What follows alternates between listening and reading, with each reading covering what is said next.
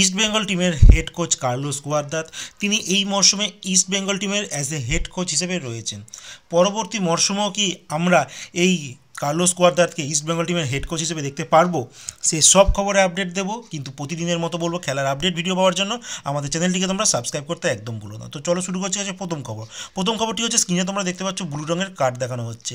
FIFA একটা নতুন নিয়ম আনতে চলেছে, যেখানে বলা হয়েছে একটি ম্যাচে একজন খেলোয়াড়কে যদি ব্লু কার্ড দেখানো হয় তো সেক্ষেত্রে তাকে 10 মিনিট মাঠের বাইরে থাকতে হবে, আর দুবার যদি সে ব্লু কার্ড দেখে নেয় তাহলে তাকে রেড কার্ড দেখানো হবে।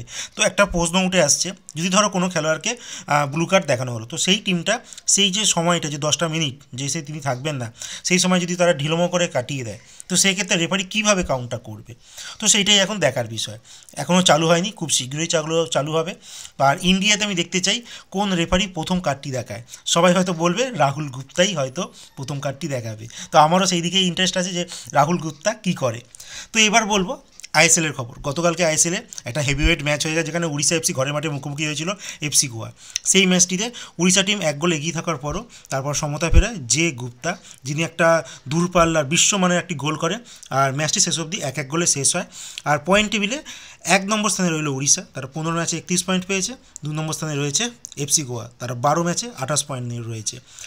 এবার বলবো যে আই লিগের একটি ক্লাব রাজস্থান ইউনাইটেড, তারা একজন ক্রোয়েশিয়ান খেলোয়াড়কে সাইন করেছে, যার বয়স 28 বছর, যার নাম ম্যারিন মুদ্রাজিজা, যিনি লাস্ট খেলেছেন সিঙ্গাপুর প্রিমিয়ার লিগ হয় তো সেখানে। এরপর আমি তোমাদের বলবো ইস্ট বেঙ্গল টিমের কোচ কার্লোস কুয়াদ্রাতের কথা। কার্লোস কুয়াদ্রাতে যখন ইস্ট বেঙ্গল টিমে তিনি সাইন করেছিলেন অ্যাজ এ কোচ হিসাবে, তো তাকে 2 বছরের কন্ট্রাক্ট দেওয়া হয়েছে। 1 বছর অলরেডি রানিং চলছে, নেক্সট ইয়ার পরে সেকেন্ড ইয়ার হবে।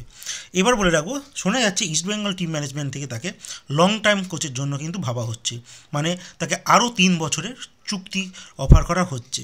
তো এখনও অফিসিয়ালি হয়নি, অফিসিয়াল হলে তোমাদের আরেকবার আমি কনফার্ম নিউজ জানিয়ে দেবো। তার 2 বছর আর 3 বছর 5 বছর দিন থাকতে চলেছে। এবার একটা হেভিওয়েট খবর তোমাদের দেবো। মোহনবাগান টিমের হুগো বুমোস, জানো কোচ হাবাসের সঙ্গে তার সম্পর্ক কেমন। তো ফাইনালি শোনা যাচ্ছে হুগো বুমোসকে কিন্তু মোহনবাগান টিম ম্যানেজমেন্ট আনরেজিস্টার্ড করে দিয়েছে ও তার জায়গায় জনি কাউকে সাইন করিয়েছে। বুঝতেই পারছো, হাবাস আর হুগো বুমোসের চ্যাপ্টার কিন্তু আবারও শুরু হতে চলেছে। তো দেখা যাক মোহনবাগান জনি কাউকে জয়েন করার পর কেমন খেলে। এরপর যে খবরটি তোমাদের লাস্ট আমি বলতে চলেছি সেটি হচ্ছে স্টিভেন মেন্ডোজাকে নিয়ে। স্টিভেন মেন্ডোজা, জানো আইএসএলে আমার নজরে সবথেকে বেস্ট খেলোয়াড় এই স্টিভেন মেন্ডোজা। তো এই খেলোয়াড়টি মেজর সকার লিগেও খেলেছে, ব্রাজিলের লিগেও খেলেছে, আর বড় বড় লিগে তিনি খেলেছেন, আইএসএল খেলার পর তিনি বড় বড় লিগে খেলতে গেছেন। তো বলে রাখি এই খেলোয়াড়টি এবার তুর্কিশ ফার্স্ট ডিভিশন একটা ক্লাব, ফার্স্ট ইয়ার যে ক্লাব বলা হয় সেখানে সাইন করেছে। এই ক্লাবটির নাম আদানা দেমিরস্পোর।